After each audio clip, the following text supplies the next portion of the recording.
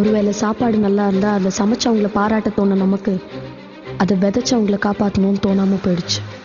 ஒரு நாட்டில் ஒரு விவசாயி தோத்துட்டா அந்த விவசாயிக்கு மட்டும் அவமானம் இல்லை, பசின்னு சாப்பிட்ற ஒவ்வொருத்தருக்குமே அவமானம் தான்.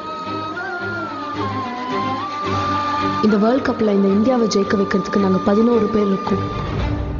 விவசாயம் பண்ணுற இந்தியாவை ஜெயிக்க வைக்கிறதுக்கு நம்ம எத்தனை பேர் இருக்கோம்?